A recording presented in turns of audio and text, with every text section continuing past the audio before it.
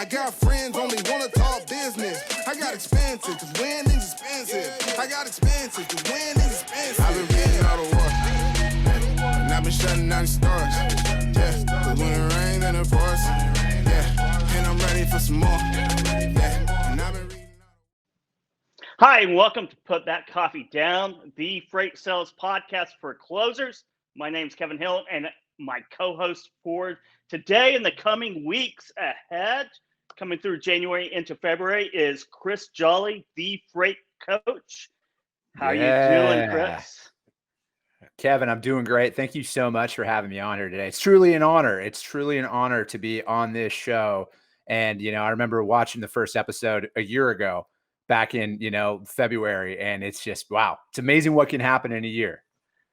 It is amazing what can happen in a year. And it's been almost a year. I think it was sometime in mid-February was the first show. Once we come up on it, we'll definitely do an anniversary type of episode. But you got started in this last year too, right, Chris? Give our audience a background of where you come from and what you're doing now. No, definitely. So I was in brokerage for better part of the last decade, and I've done everything from carrier sales, customer sales, leadership. And, it was about March of last year. I was ready for a change, and I always wanted to be my own boss. I always wanted to do my own thing. And, I really got involved. And I mean, the start of it all was kind of on Put That Coffee Down, essentially watching this every week. And I'm like, oh, wait, there's an outlet for people to talk about this industry. And I got involved in that. And I realized that, offering sales and operations, coaching, consulting, training, kind of it's all intertwined to me, that there's a need for that. And it was an opportunity that I was able to take advantage of. And I've been going strong with that since, essentially June 1st of last year. Congrats. Yeah, I remember when you started doing your videos. And one of the things that's always impressed me, you've always impressed me, is that every single day you have 3 or 4 minutes of a video about a certain topic in sales, day in, day out on LinkedIn. I don't think you've taken a day off at all since last summer. You can't. And it's true though. I just think that, I know a lot of what not to do. And there's just so this industry is so diverse in the fact, what we can all experience throughout our day to day. And there's so many topics that are out there, and I'll see somebody else speaking of it in a different context. And I'm like, oh, I've been through that before. Let me put a video together. And there's just so much material that you can put together out there. And it's all about that consistency. And it's just like in sales, you have to be consistent no matter if the engagement. I mean, I remember the first couple of posts that I was putting out there was less than 5 pieces of engagement. And one of them was always me. My mom's not on LinkedIn, or else it would be 6. She would have at least liked it for me. But yeah, I mean, it's just that consistency in just keeping it moving forward no matter what. Well, you have her on online banking now as of yesterday, your mom, that is. So maybe she'll be on LinkedIn tomorrow. I sent her the link. To try and tune in today. So we'll see. Shout out, Mom, if you're listening. That's good. Dooner here says February 5th was our first show. So February 5th. Love so I think a week or 2 weeks will be the anniversary, kind of in between those. Yeah. Eric Serta says, nice shirt. I'm sure he's talking to you, Chris Jolly. He is. He hooked it up. Then there you go. And then one, Buema, again, nice shirt. And Eric Serta says, I watched the first PTCD, Put That Coffee Down, in April 2020. I think that's when he broke into the biz as well. But yeah, that's what people tell me. People tell me that freight sales is a little difficult. It's a little convoluted. It's a little competitive. And I know that firsthand too, because I've been in that seat making those calls, and it can be difficult. You get a lot of no's, and that's what we're going to talk about today, is getting those no's, because you're going to get 99 out of every 100 calls, you're going to get a no, or a no answer, or something that's usually perceived as bad, as a negative. When, the way to avoid burnout, the way to be successful in anything is take those no's, turn them into a positive, and have that positive mind frame. You're talking just a second ago, Chris, about, your first post on LinkedIn, no engagement whatsoever. And that's where we all start, right? No matter what you do, whenever you start out at anything, you're going to get no engagement. I spent years posting on LinkedIn or messing around with it and really got no engagement, but I wasn't consistent, right? You have to be consistent. You have to go in and do the grind every single day to see those results. And those results aren't instant gratification, that they come after months or years of hustle and persistence and building a knowledge base and Yeah. a book of business. No, I agree. And I think like turning the no into a positive is knowing that everybody experiences it. Like the most seasoned sales reps, I don't care how much experience you have, you're going to get told no in that same capacity. So it's like, don't use that as a deterrent to not go through and make your calls every single day. That's part of the process. And, it's like in a lot of things that I use with my clients throughout there is it's like, we don't buy from door-to-door salesmen the first time they show up at our house, right? So why is somebody going to give us access to millions and millions of dollars of freight spend in a 15-second clip of our voice? Like, I mean, I like to think I sound good on the phone, but I can't sound that great, So it's just like accepting that and then really applying that and driving it home in your day-to-day. That's like, hey, this is normal. Like the no is normal. And don't use that as like a negative, because it's like I've said everything right on a sales call before and pretty much been hung up on, but I've also lost my train of thought, had to start over Yeah. mid-sentence, laughed at myself, and the individual gave me business. And they were a customer of mine for like 5 years. So there's no perfect way of going about it. But the only thing that I have found the success in is in that consistency of continuously putting in that effort every single day, regardless of the no's, the highs, the lows, whatever you want to put it, and just remaining consistent in your processes and your approach. Yeah, I think there's no really substitute for it. You have to hustle, you have to grind away, you have to be consistent, you have to keep going over and over again, doing the same things every single day, getting better at it every single day, putting in the work, and that's practice, that's role playing, that's reading. Knowing more than anyone else out there, and sometimes it's just the hard work and hustle that brings you along, and you have to enjoy that process. Because if you don't Yes. enjoy that process of the hustle and the grind and the learning and getting better and reaching new successes every single day, you're going to burn out. You're going to burn out. And you probably need to go find something else. And if you don't enjoy that process, if you don't enjoy being present, you're never going to be successful at what you're doing right now. No, I agree. And I think that that's a hard conversation that we need to have with ourselves sometimes, though, is like, if this is not what you want to do for the rest of your life, you need to make that hard decision and go find what makes you happy. Because, whether it's sales and transportation or sales in general, if it's not for you, it's not for you. And that's completely fine. You need to find what is for you, though. That, it's like, because you invest a lot of your time showing up and going to work every single day. And I don't want to live that life where I wake up and I feel unfulfilled ever again. And if you're not finding that fulfillment in it, because, I'm not saying it makes the rejections and the no's any easier per se, but it also helps you out in the long term, that it's like, all right, cool. We just on to the next one, on to the next one, on to the next one. You're exactly right. And we have a lot of action here on LinkedIn.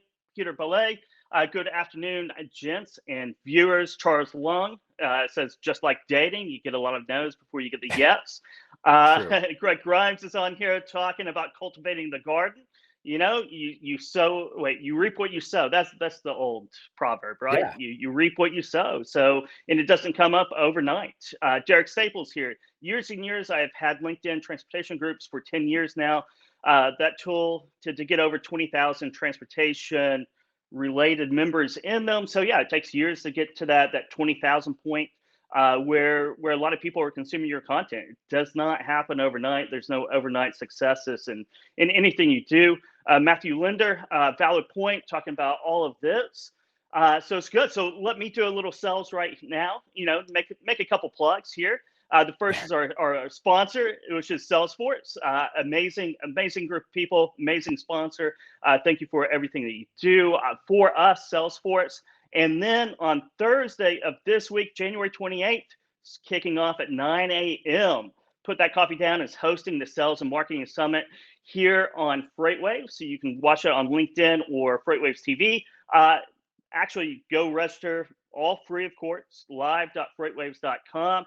We're going to have an astounding group of guests and speakers. We're going to do some live interviews, some recorded interviews mixed in. Duder and I are hosting it at the live desk, and we are going to be breaking out a lot of great industry folks.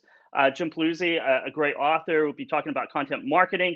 Andrew Leto will be there. Blythe Brumley, who was a guest co-host with me for the last few weeks.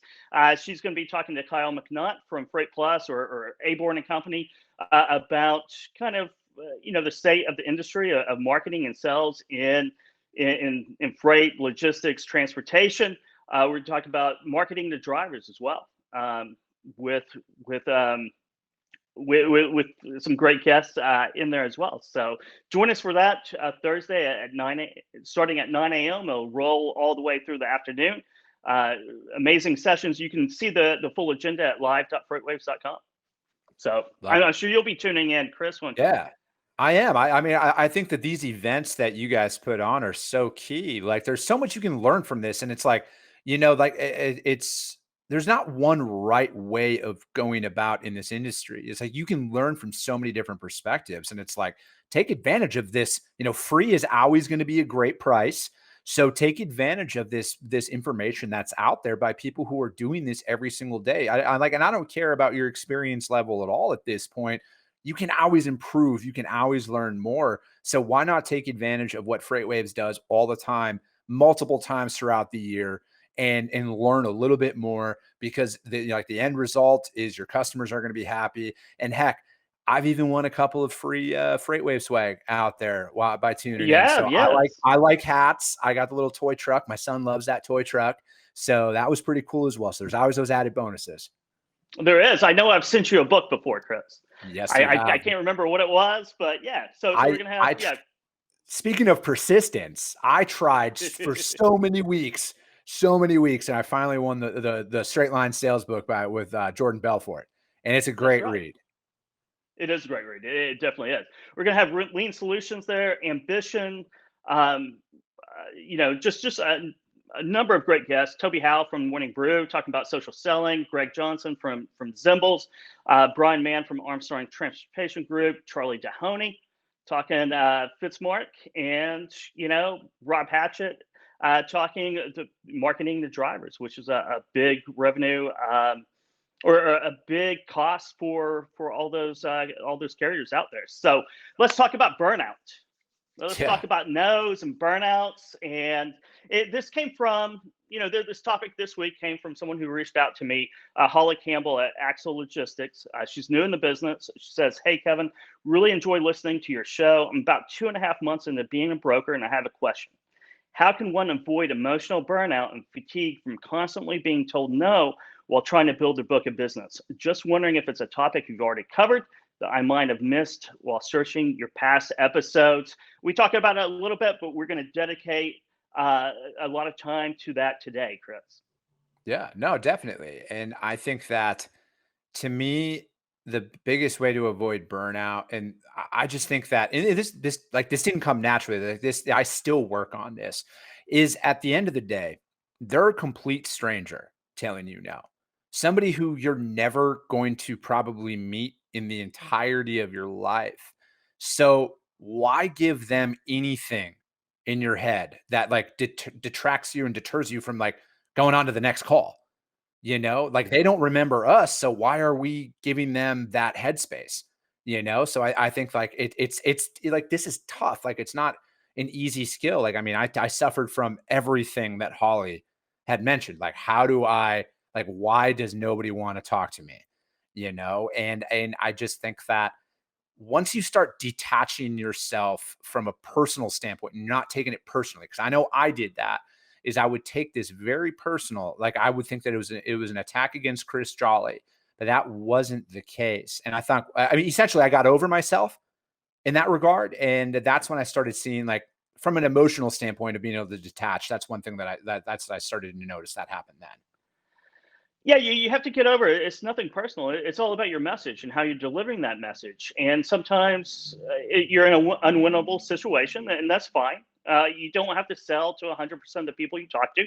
Frankly, no one ever does. If you look at even, Apple, Apple has a very small percentage of the overall market of cell phones. I mean, 30, 40%. If you look at their laptops, if you look at everything that they do, no one's reaching 100% of the market share for those products. I mean, you're going to sell to a small subset of customers, and especially in freight brokerage, where you don't need 1,000 clients to be successful. You need a handful of really good customers. Maybe what do you think, 5 to 10 high volume? You're going to be sitting very pretty actually, and maybe 5 or 10 of mid range, right? And you want to call out the low performers every single year. I think that's a big thing for burnout, especially once you have a book of business. Is spending your time on those low performing customers, and those ones that take up a lot of time and really add nothing to your commissions at the end of the month, right? I mean, they just come burn you out, and so sometimes you think that they're going to turn into something. Sometimes you feel pressure from above to work those, because a lot of times a dollar is a dollar, even though you're only making 99, or you're only making one penny on that dollar, and sometimes you're losing a penny on that dollar. That has a lot to do with burnout once you get to a successful point. But yeah, those no's, you always have to be positive about them. Yeah. I agree with you there. And I think that, it's also at the end of the day, um, it's on you. Okay. Like it's not, you have to accept the fact that it's your pitch after a while, and this isn't personal. I've had to accept this too. And I still work on this. Even like today, I got to find out, and it is all trial and error, what works and what doesn't, and it's not like you're going to find this secret sauce that's going to, elevate you to the highest level, but you need to start paying attention to when you are engaging with your prospects, because that's what they are until you start working with them. They are your prospects. They're not your actual customers, and you can't refer to them as that, and you need to keep it in that. You have to keep that separate. And I got to find out, when I'm speaking with my prospects, what's working with them, what's not working with them. And I have to be able and willing to pivot constantly, because there's a certain way, and and it helps you get in your groove. And then like you're finding out, all right, this one works more than the next. And then your confidence builds up, and then you're more sure of your abilities at that point, instead of only focusing on the fact that you're getting told no the overwhelming majority of the time. That's part of it. So let's remove that from the equation. Yeah, no's can be fun. You have to play a game with that. Brian Ayers here, he's a dedicated transportation salesperson. It's clear you have to stay focused and persistent.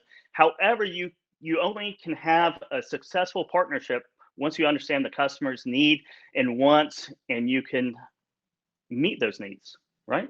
And one of the things I found out whenever I got into freight sales a few years ago, maybe 10 years ago now, is that there was a lot of confusion or mix-ups with those two designations, right? You have your prospects and your customers, and it seemed like everyone was calling them their customers, but they'd never done business with them. And it always confused me, because in the sales roles I had before that, there was a very clear delineation between what a prospect is and what a customer is. So what kind of issues do you think, Chris, that comes out of that that blur of lines of roles? I just think that when you're viewing it like that, to me, they're a prospect until you make money with them, or there's a revenue transaction, and you have to keep that separate. Because, like, yes, you have to earn business. Yes, you have to, provide a service prior to moving freight for them. But I think you can't put them on a pedestal. Like, oh, if I don't do this, they're never going to talk to me ever again. You have to keep it as a separate entity and mindset in that regard. Like, you need to not give them any emotional power over you, because it's like, they're like, we don't even know if they can pay their bills yet, you guys. Like, why are we going above and beyond? And that's the reality of this. Is it's like we're Hmm. giving them all this credit in the world, And we don't even know if they've paid their vendors yet because we haven't ran a credit check on them, you know, because it's still in the prospecting phase. Like these things take time. That's why it takes 6, 7, 8 times of speaking to a prospect to turn them into a customer. And then, you know, like at that, because it's like, just don't give them anything over you. And it's like, you have to, and it's easier said than done. And I realize that. And especially if your numbers are suffering, especially if your boss is wearing you out, you're trying and you're acting frantic. But if that's the position you find yourself in, your pipeline needs to be changed. You need to fill that up with some more promising leads, and you can't focus your energy on, you know, it's like, and I know I've done this before where, oh, they sent me a quote. Oh, carrier, I got to find a carrier. I got to go do this. I got to go do that. No. Provide a rate and move on, and then start calling again. You know, like just don't let it distract you and take over and consume you throughout the day. You can't. You do have to silo it. You definitely do. Peter Bellows here says the best sales calls I ever took delivered a value prop at the onset of the call, which is very true. It's all about providing that solution. Mary Yackel, FreightWaves is a great freight market education. I couldn't agree with you more, Mary. And then Mindy Weingard, I love that. Took a little break from the same faces you see and expand your knowledge by learning from others outside your usual circle. And Benjamin Asensio, I'm learning too much from FreightWaves and enjoying these programs. So those are always good. I can't keep up with all the comments coming through on LinkedIn right now, which is very good. Everyone wants to talk to the freight coach here. So Chris Jolly and maybe myself, who knows? And Kevin Hill, come on. And Kevin Hill, yes, definitely. So with that, you know, keeping your eyes on the prize. So I wrote a blog post.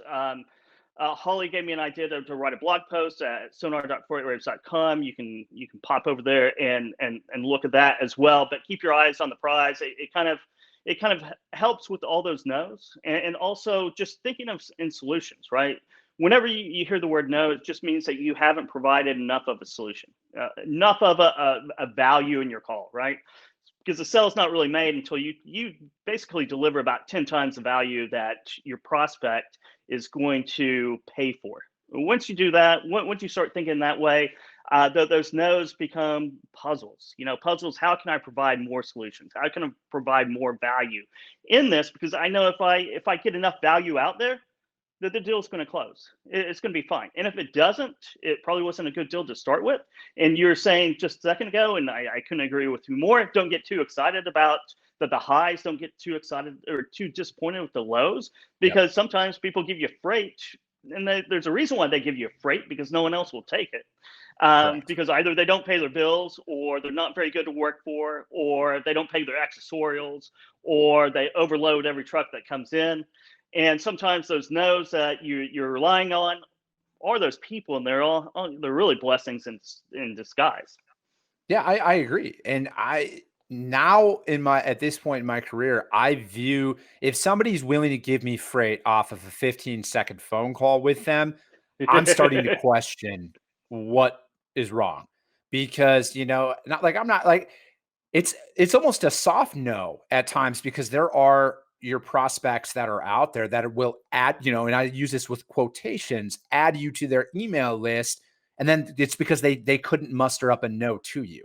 And then you constantly bombard them with, hey, I thought you were going to send it over. Hey, I thought you were going to send it over. Hey.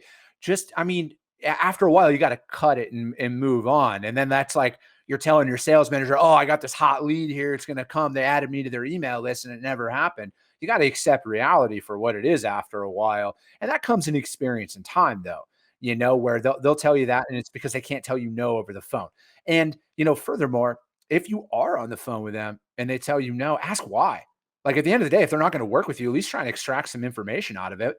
Try and help you in your approach. Find out something, take advantage of it, because it's either a voicemail, or if you get them on the phone and they tell you no, like, learn a little bit, try and extract something from a value for yourself, at least.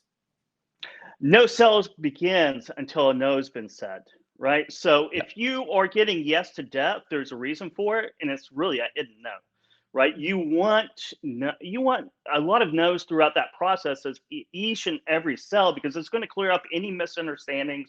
It's going to put everybody on the same page, and it means that the deal is getting better and better. If you don't hear those no's along this process, there's something wrong. I mean, there's something that they're hiding from you, or you're hiding from them, or it's just that they don't have the strength to tell you no. And that's a real problem, and that's something you just learn with time, in life. No, Yeah. I agree. And it's like every account of substance that I brought on, not the transactional one-offs here and there, every account of substance that I brought on has taken a few months to onboard.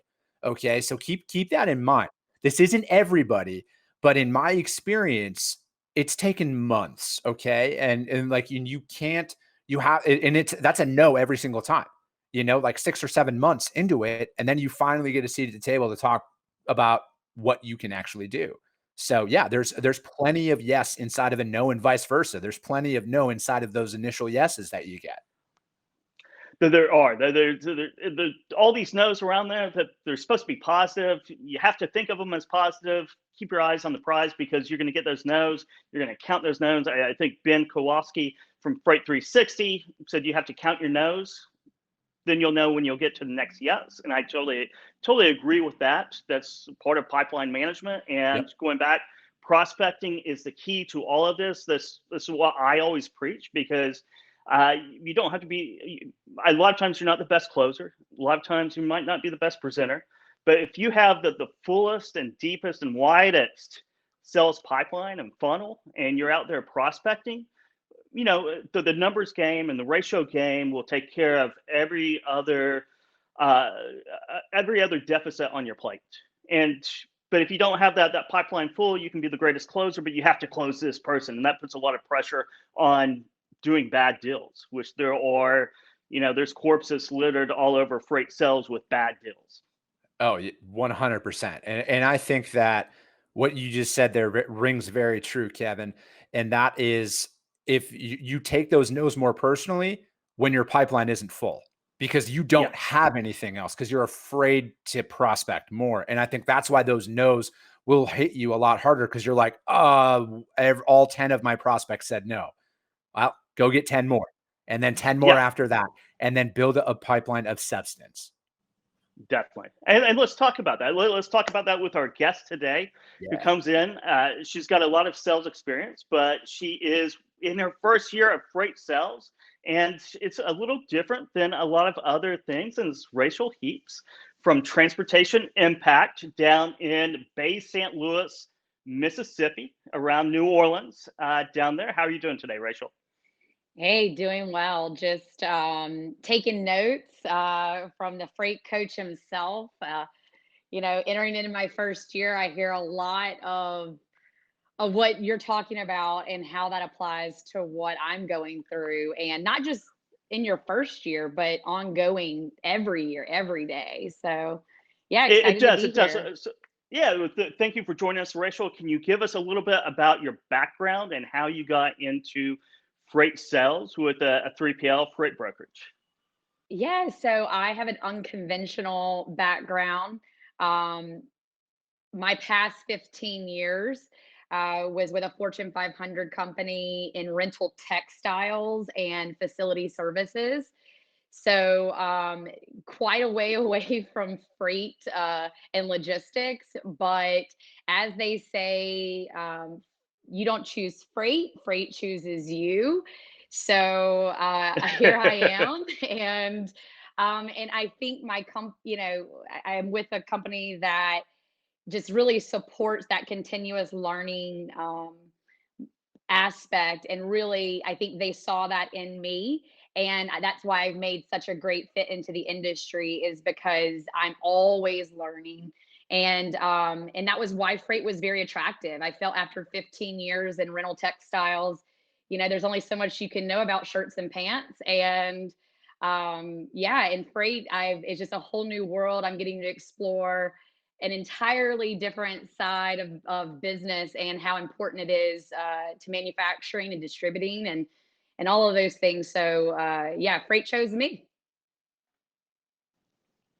Perfect. Perfect. So how has the learning curve been so far? How's it how's it been? You've been in what 7 months? How's Yeah, it about different? eight, How's seven, selling 8 months. freight different? Okay, how's selling freight different than selling, what you were before, at Yeah. Cintas? So I thought I was going to enter into this super complex world because I had this huge learning curve.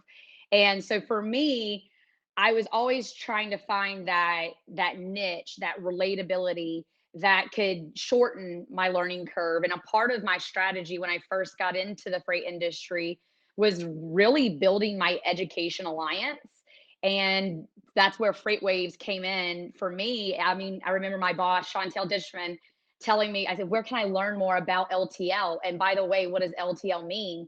And she was like, you need to get on FreightWaves and go educate yourself. So it really started with me building that educational alliance first before the tenured salesperson in me wanted to get out in front of customers or prospects, to Chris's point, prospects, Yeah. and start really selling business, right? And the reality is, like, you got to crawl before you walk, and you got to really build that education. And so I don't think I'm through the curve by any means, but I was able to get some early success in shortening that learning curve, because I think it's the mentality that I had coming into the industry, which is I'm here to learn. And if I can just be the biggest learner, or if that's a thing to say, if I can just It'll be work. the person that's hungry, the hungriest, right, to Yeah. learn. And really, that's really, I think Kevin and I were talking about sales tactics and what is the niche. I was looking for, like, what specific manufacturing niche should I call on that has these crossovers, when really my sales tactic became the niche. And that's where the continuous learning piece came in to be a niche for me. Yeah.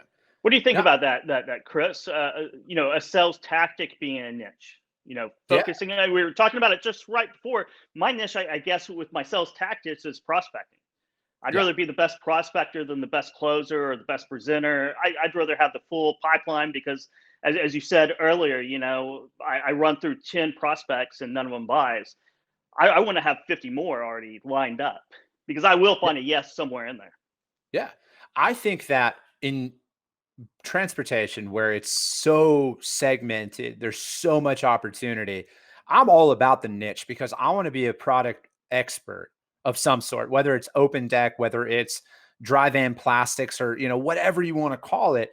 I want to be a subject matter expert because I want to talk to them about something other than do you move Baton Rouge to Kansas? Like, I don't want to talk to them about that. I want to talk to them about actual pain points that you're able to extract when you're prospecting, and it's like, and you can't have that if you just go in with guns a-blazing. I'm going to do everything for you. Just give me everything. No. That's just not a sustainable model. And I think that if you learn that, though, when you're like in your niche of your sales process, which you're talking about there, is you learn how to prospect smarter. You learn how to bring things to the table, and it's a constant evolution in that point, in my opinion. And we were talking about rapport building, how important rapport building is. And I asked Kevin, what is rapport building to you? And I'm going to ask the same of you, Chris. Like, what is rapport building to you? I think that it's your brand, your personal brand is everything. And they are going to buy, and I mentioned this earlier in the show, they're going to buy from you because they like you, and because like they can see themselves like actually having a conversation with you. And I think that your rapport comes, the prospecting and getting them signed up is the easy part.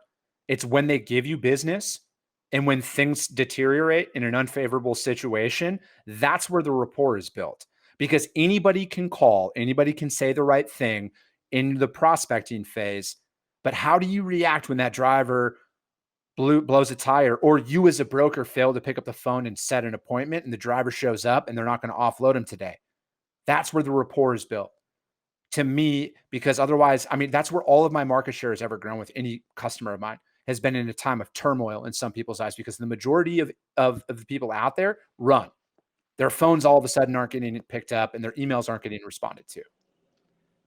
Yeah, And so I you find think that quite a bit. Yeah, you do. You find that quite a bit. Yeah. And we were talking about this. That's where rapport is. That's a higher level of rapport.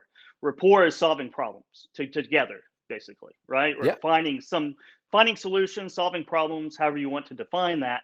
The lower level is what you find on a lot of phone calls. How are the Bears doing? The Cowboys. Where'd you go to school? That's and that's not to say that it's not important or you shouldn't do that, but it's a lower level of Yeah. rapport. It's maybe to get your foot in the door.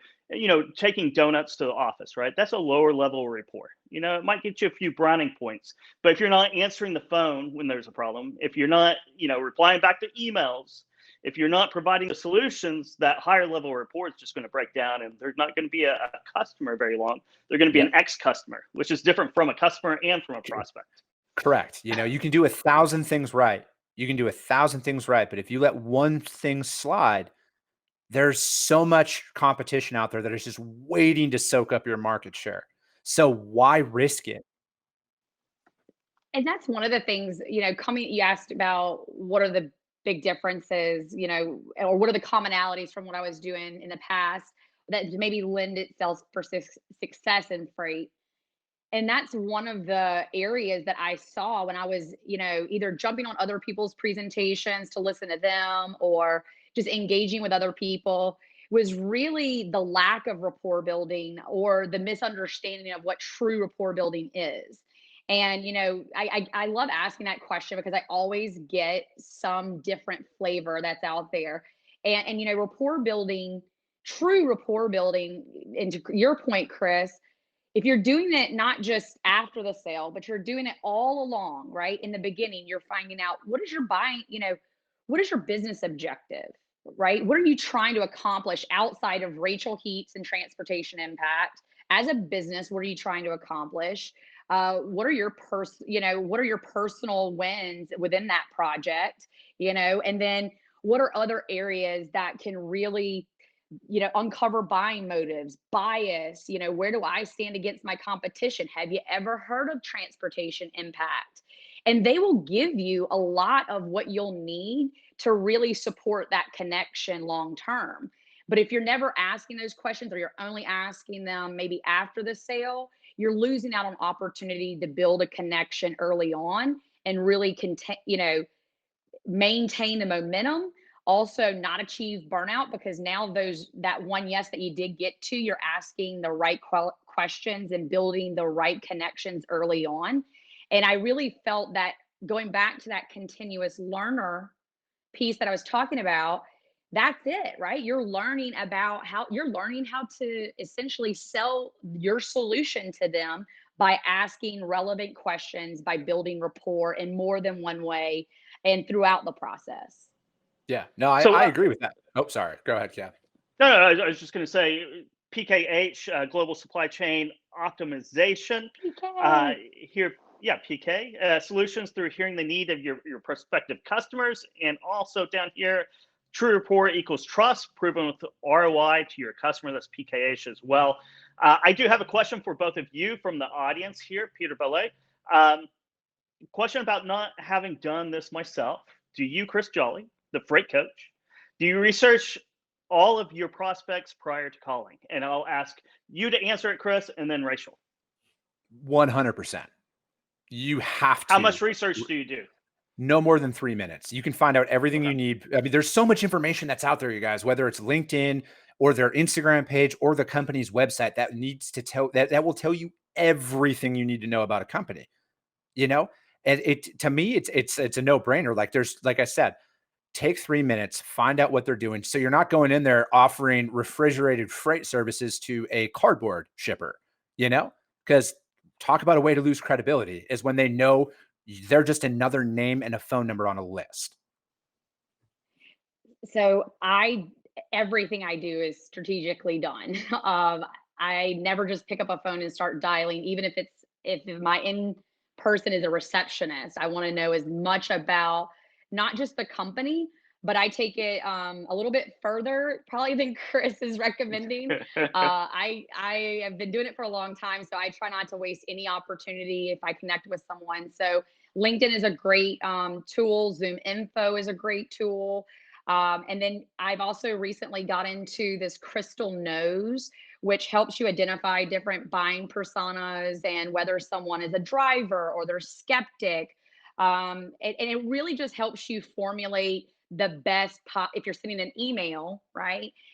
It it allows you to understand if maybe candidness would work or not, right? So there's even this additional layer beyond what Chris is talking about, which gets into the buying persona, just a hair, what could help you in your first impression with that customer or prospect. Do you find yourself like when you are going that extra layer? Like, I mean, I can respect that. Like, I'm all about that. But do you find yourself not making as many contacts though because you're putting too much time into figuring out the profile of your prospect before actually like being in contact with them? So, as my old CEO would say, we want it all, right? We don't want just we have a whole lead connection that I have some automated touches on, right? But then I also have a protected list for me that is, I want to go 8 wide, 8 deep.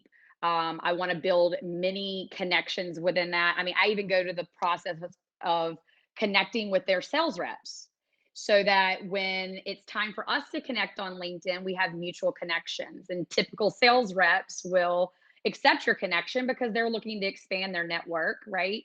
So it's about removing those layers of degrees of separation, right? And yes, the answer is yes, you can get in a rabbit hole and you can go down that rabbit hole for a long time, but you have to be disciplined enough to know exactly what it is that you're trying to achieve. And so for me, I can't call it, it's a complex target selling sheet, right? So within that sheet, I identify the different buyers, right? Economic, users, technical, coaches, right? And I want to know how to approach them.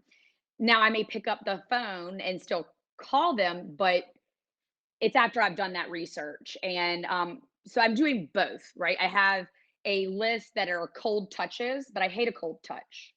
I'm not very good with a cold touch. I'm trying to at least get lukewarm here or at least Yeah. room temp. And so for me, I find more success in what I'm doing because it is a strategic sale. It's not a transactional sale. Um, that strategy has paid off for me on the front end, but you got to have both, Chris. You got to be running high RPMs and you got to be going really fast in both directions, so to speak. So you have to find the discipline to balance both.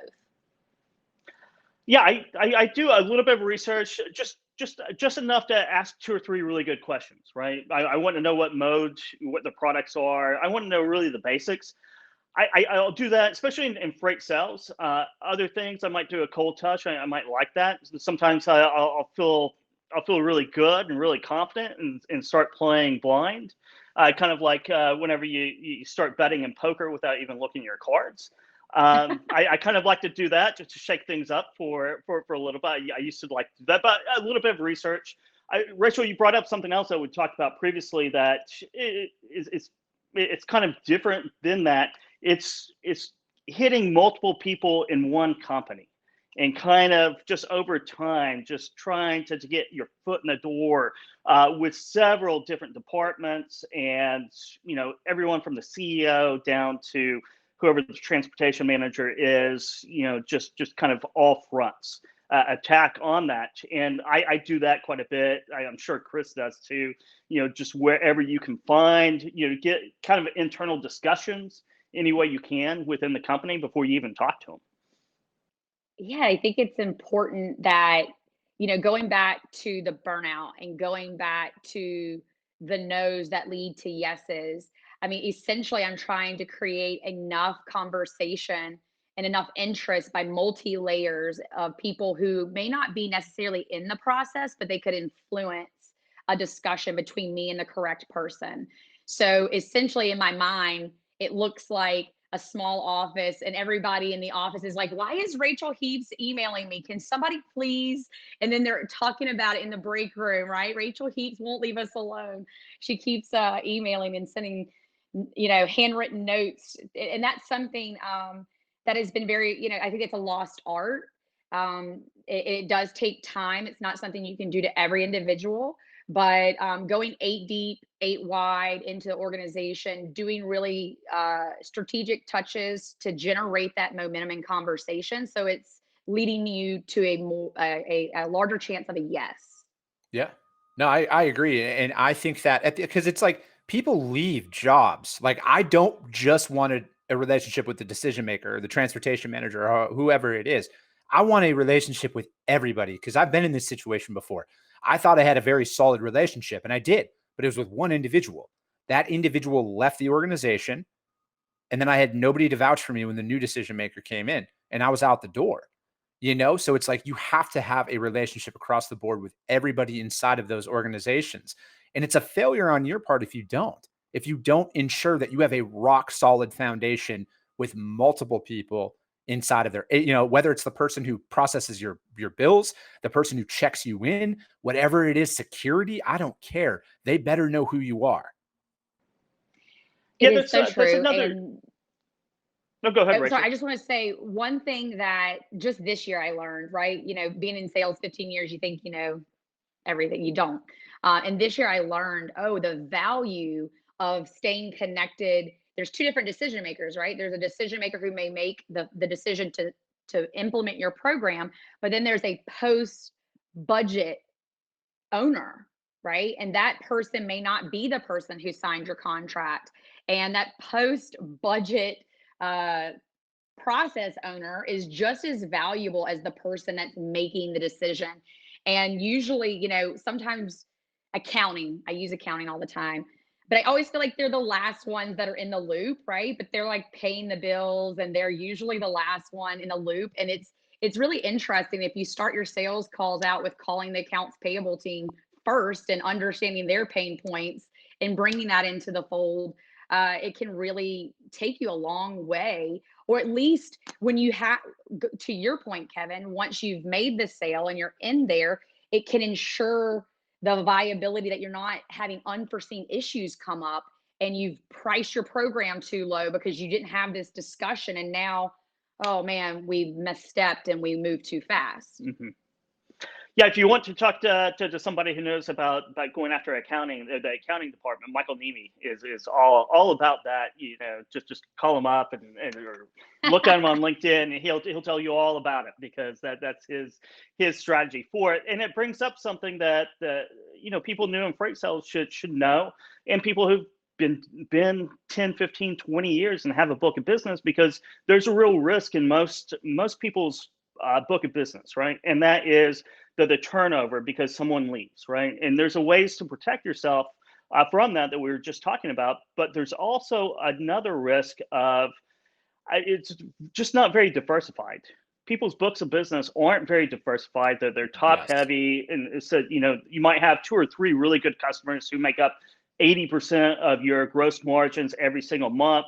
And those can turn over for the reasons we just laid out at any time. And then you have to start over. You start over and you really feel burned out at that point, right? Yeah. No, I agree. I think that if I'm a new rep again, and I'm sitting back down, whether you're in full truckload or LTL, whatever your specialization is, I want to strive. Either it's a 5x5 or a 10x10 method where 5 accounts, $5,000 each, or 10 accounts, $10,000 each, and have that plug and play method, because it's like, you're going to get to a point, you guys, where if you're a service provider, you're going to have to fire a customer. All right.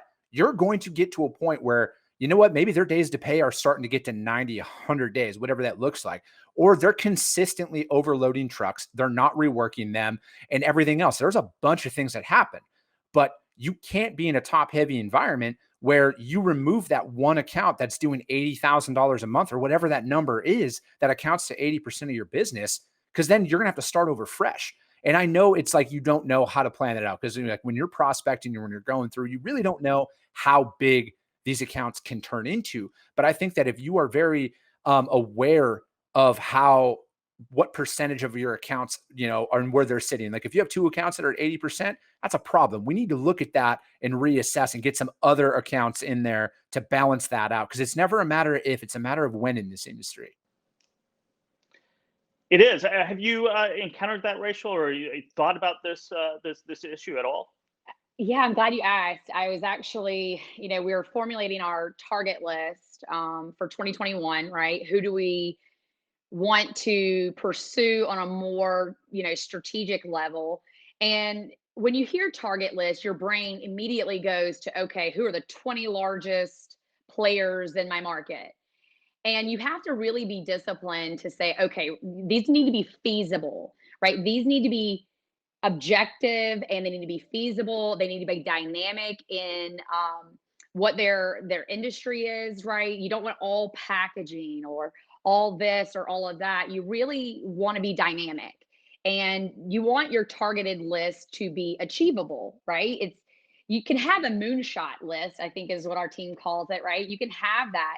And I think those are good to pursue. But when you're building your book of business, I think it's really hard sometimes, especially if you're a seasoned sales professional.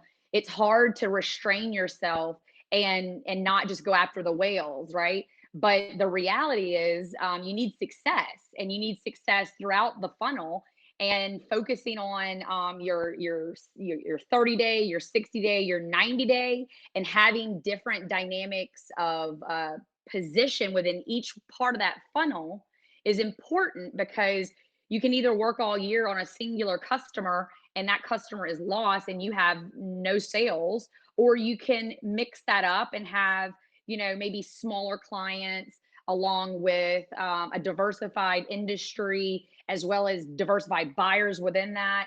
So I think it's super important to, as sexy as it is to just go after big box brands, right? Everybody else is doing that too.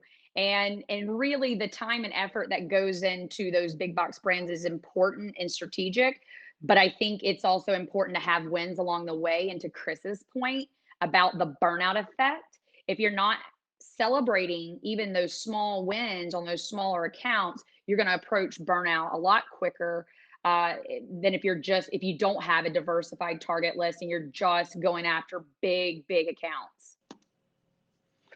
So we have Jake McLeod on here, Jolly my guy. Yes, Jake. Just talking about the need for firing toxic customers. So Chris, I want to ask you this. Yeah. What's your advice for any other new freight brokers out there, new freight salespeople out there? Kind of what to watch out for? I think that like if you're in a customer sales role and if it seems too good to be true, it probably is. And if you're bringing to the table, if you're in that prospecting phase and you're trying to talk to them about what Kevin, what you were mentioning earlier, accessorials, if you're trying to talk about how, like certain situations of like that fall into that category of when these things happen and they don't want to discuss it, I don't want to move your freight. Okay. Because that's a red flag to me. And then I think that if they're changing, like I know things switch up, after they tender you a load for a full truckload, they add a stop. That's not what I'm just talking about here. But if it's like, you don't find out until like a minute before the load's supposed to pick up that it cancels. And there's like little identifiers like that. Like you can't continuously go down that route every single time. And just keep in mind that just because they're a customer today doesn't mean they're going to be a customer tomorrow.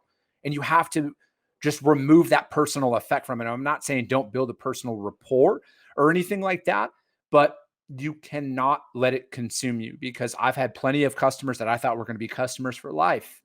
And then something happened and all the business went away and there's nothing you can do to control that. That's I guess the gift and the curse of being a third party at that point. It really is. That there's nothing better than realizing that this load has 3 stops at the very last moment. Correct. Not a better feeling in life. Yes. Than that, right? Especially when they're loaded. I know.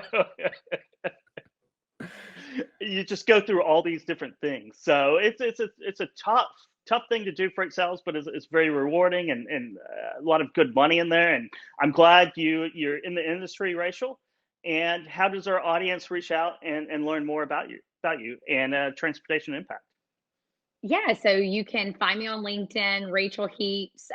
You should see me in the comments section. I've been commenting along, so just follow me to transportationimpact.com for more information. And yeah, please reach out to me. I love to continuously build my education alliance and my network, and I am here to help others find their way through freight. And yeah, would love to hear from you guys, and feel free to reach out to me on LinkedIn, or my email is rachel.heaps@transimpact.com.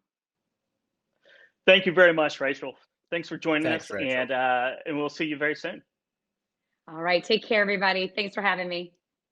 You bet. So for some reason, Dooner thinks I made some snide comment about Jake McLeod. He's saying that, did the Hill Dog just imply something there? I don't think I did anything. Did I do anything, Chris? Not that I know of. I didn't hear it. I mean, Jake's my guy. I I know, love same Jake here. McLeod. He's awesome. I know. One of the really great Put That Coffee Down episodes was with Jake, Yeah. talking about carrier sales. Something Definitely. that I always like talking about. I think we should talk about it next week on Let's do our it. show, is talk about some carrier sales, because that's always just a confusing mess. And I've gotten a couple comments and a couple emails over the last week about some of the ins and outs of that. So I think it'll go with a really good flavor for next week. So Yeah. and go ahead. No, I think that'd be great, because it's such a, to me, it's just as important as your customer relationships. And I know that, it could be argued on both ways, and I understand that. But, I think that if you don't have quality carriers in your network, it's going to be really tough to grow with customers from that regard. It is. It's a chicken and egg, right? Yep. If you're a third party brokering anything, you have to have great supply, and supply and freight is carriers. You have to know Yep. where to find them. You have to be really good at that. If you're a real estate agent, you have to know where the houses are, where the deals are, where to show people. If you're a third party, if you're importing, something on for eBay or for Alibaba, right? You have to Yeah. know where to go to get the best deals, and who to connect that party to. So I mean, I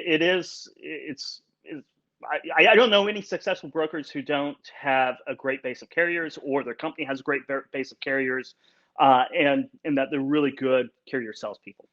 Yeah, I agree with that. Yeah. So here we go. We got a book drawing here, right? Do we got to do the drum roll? Oh, we do have a book. We have a book, okay. and we have we have everything going off on LinkedIn too. So Love it. Rainmaker, How to Be a Rainmaker. This is one of the easiest books to read. It has really great information. It's, if I can get this on the screen here, it has, every chapter is about 3 or 4 pages, really quick tips to show you how rainmakers be rainmakers, right? And bring in the dollars. So Chris, I think it's between 1 and 137. Give me a number, and we'll see what we have. 71. 71. Who do we have on 71 here? My thing doesn't want to scroll here. We have Marilyn Serber. So There we Marilyn go. Serber from 10th Street will get a book, Rainmaker, from me, which is very good. Yeah, it's Jeffrey Fox. It's just an excellent book for Rainmakers. So Chris. Yeah. What advice do you have for anyone out there who is going to go back to the desks and make 2 or 3 hours more of prospecting calls right now? I think have a plan, stick to that plan, and just continue to push forward. Like, it's going to be tough at times. The no's are inevitable. Accept the fact that they're inevitable, and just know that you're one more point of contact away from changing your life. Okay. No matter what, whether you're engaging in social media, you're one post away, you're one point of contact away from the person who really wants to buy from you. And you can't get there unless you're putting in the work. So I have a question for you, because you do a 3 or 4 minute video every single day without fail. Yep. Do you, what gets you through that? Because you got to get burned out getting up and doing that every single day. I don't get burnt out at all because it's not about me. I just want to help one person through that. I hope one person hears that and they're like, I can apply that, and then they make a difference. Eye on the prize. That's what it's all about, and that's what keeps you from the burnout. You can put that coffee down on podcasts, Apple Tunes, wherever you download your podcasts. Through FreightCast, you can get all the other great shows. What the Truck was on at noon. They had a phenomenal show. As always, you can find all of FreightWaves on FreightWaves TV, on FreightCast, and our events coming up Thursday, sales and marketing on live.freightwaves.com. I got friends only wanna talk business. I got expensive, cause winning's expensive. I got expensive, cause winning's expensive. I've been getting out of work, and I've been shutting down the stars.